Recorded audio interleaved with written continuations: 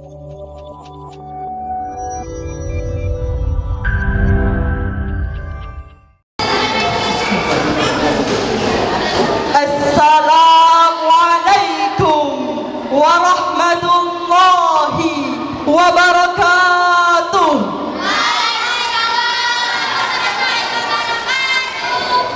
Alhamdulillahi wa kafa, wassalatu wassalamu ala nabiyil mustafa wa ala alihi wa sahbihi ahli sidqi wal wafa, amma ba'du. Dewan Hakim yang mulia, hadirin dari ujung kanan hingga ujung kiri yang lagi nonton kami, monggo kita mulai.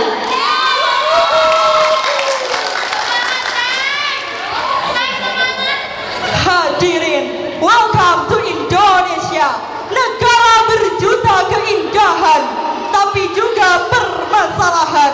Welcome to Indonesia, negara paling keras ketika berorasi tapi sikut saudara sendiri. Welcome to Indonesia, negara berbudi pekerti tapi pandai bertikai sana sini. Welcome to Indonesia, NKRI tapi hobinya berkelahi. Tak heran cuplikan puisi Mata Najwa dalam puisinya 1 November 2018 mengatakan, persatuan kita terus seperti diuji oleh berbagai peristiwa yang datang tanpa henti. Pertarungan politik semakin memuncak, semakin merajalela, atmosfer polarisasi makin membuat sesat. Syakwa sangka politik dengan mudah merajalela, perseteruan merembet hingga sesama warga. Sampai kapan berlomba keras dalam teriakan? Bukankah lebih baik menggalakkan percakapan?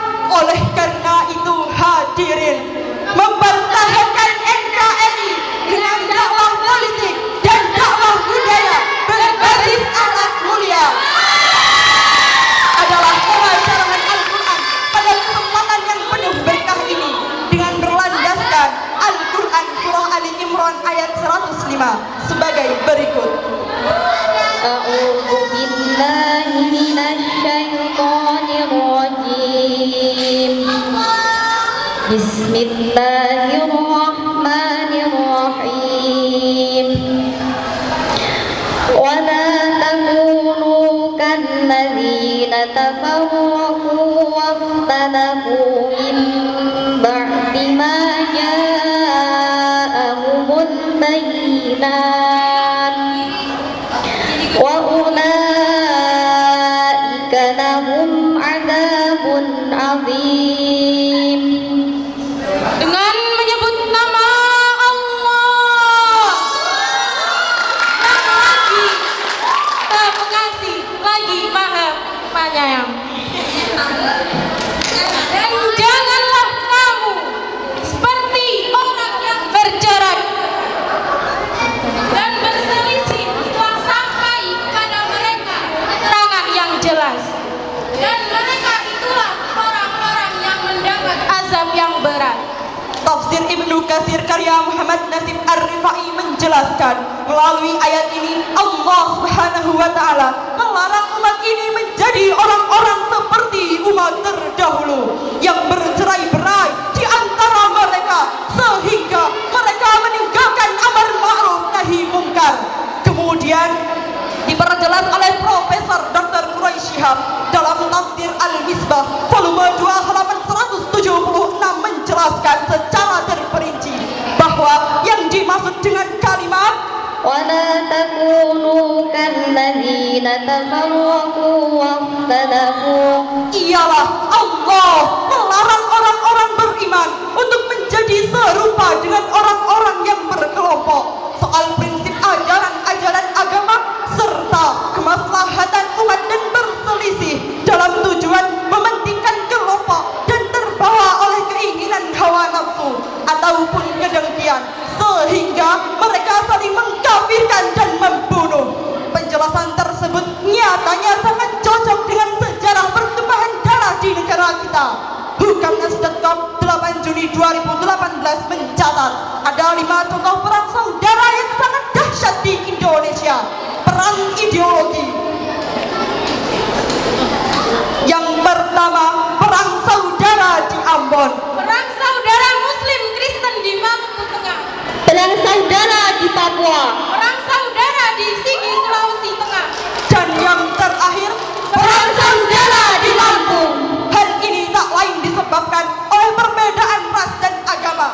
Berdasarkan data Indonews.com, kerusuhan ini terjadi disebabkan oleh buruknya kondisi ekonomi Indonesia, penindasan pemerintah terhadap rakyat, hingga perbedaan agama dan budaya. Akan tetapi hadirin, di akhir tahun 2020 hingga di awal tahun 2021, perseteruan antar saudara sebangsa terus saja terjadi, Lebih besar. Lebih luas. dan lebih elit lagi. Dengan sekali klik saja sudah bisa kita nikmati di berbagai macam media sosial yang tersaji. Perang ideologi Perang keyakinan. Perang kata-kata. Perang idealisme. yang lebih miris lagi, gara-gara perut dan nafsu yang menuntut, Fitnah sana. Fitnah sini. antar saudara sebangsa tak lagi ada peduli. Demi mendapatkan kursi dan posisi, rakyat menjadi korban provokasi. Sesama agama saling membenci. Sesama bahasa saling meludahi. Sesama putra bangsa saling berkelahi. Maka runtuhlah kedaulatan NKRI. Karena persaudaraan tak lagi mengikat di hati.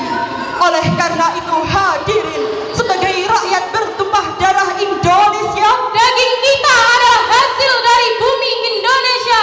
Nafas kita adalah angin Indonesia. maka sebelum mata kita tertimbun oleh tanah Indonesia, wahai pemuda Indonesia, mari rapatkan barisan, karena Pancasila harus terlaksana sebagaimana mestinya. Siap. Jangan pecah belah, kami harus terus bersatu, Bhinneka Tunggal Ika. Harga mati, harga mati. Merah darahku, bumi tulangku, Tanah airku, tanah tumpah darahku, Indonesia. Dewan Hakim serta hadirin yang kami muliakan, monggo kita teruskan. Oleh karena itu Allah Subhanahu wa taala berfirman dalam Al-Qur'an surah An-Nahl ayat 90 sebagai berikut. Inna Allah ya'muru bil adli wal ihsani wa ita'i dzil qurba wa yanha 'anil fahsya'i wal munkari wal baghi ya'idukum la'allakum tadhakkarun. Shadaqallahul azim. Sesungguhnya Allah menyuruh kamu berlaku adil dan berbuat kebajikan, memberi kepada kaum kerabat, dan Allah melarang dari perbuatan keji, kemungkaran dan permusuhan. Dia memberi pengajaran kepadamu agar kamu dapat mengambil pelajaran. Maha benar Allah dengan segala firman-Nya, dan Dialah yang Maha Agung. Hadirin yang berbahagia, Profesor Dr. Quraisy Shihab dalam tafsir Al-Misbah volume 7 halaman 327 menjelaskan, kata al-adlu berasal dari kata adlu yang terdiri dari huruf ain, dal dan lam. Rangkaian huruf ini mengandung makna seorang yang adil adalah yang berjalan lurus dan sikapnya selalu menggunakan ukuran yang sama sehingga tidak berpihak kepada salah seorang saja. Kemudian Muhammad Nasir Ar-Rifai dalam tafsir Ibnu Katsir volume 16 halaman 40 menjelaskan dengan kalimat Wa ita'i dzil qurba, yaitu hendaknya dia menganjurkan untuk bersilaturahmi. Lalu pada kalimat wa yanha 'anil fahsya'i wal munkar munkar. yaitu hal-hal yang diharamkan untuk dilakukan. Sedangkan Ibnu Taimiyah mendefinisikan mungkar ialah segala sesuatu yang dilarang oleh Allah. Adapun yang dimaksud dengan al-baghyu ialah bermusuhan dengan orang lain. Di dalam sebuah hadis diterangkan, tidak ada dosa yang Allah lebih percepat siksaan kepada pelakunya di dunia serta yang tersimpan untuknya di akhirat selain perbuatan zalim dan memutuskan tali silaturahmi. Hadis riwayat Tirmidzi. Kemudian ditutup dengan La'allakum tadhakkarun. ialah agar kalian dapat mengambil pelajaran dari uraian tafsir di atas. Marilah kita ambil pelajaran bahwa sesungguhnya siapakah yang dapat menciptakan persatuan, yaitu adalah diri kita sendiri. Apalah daya kami ini hanya seorang santri.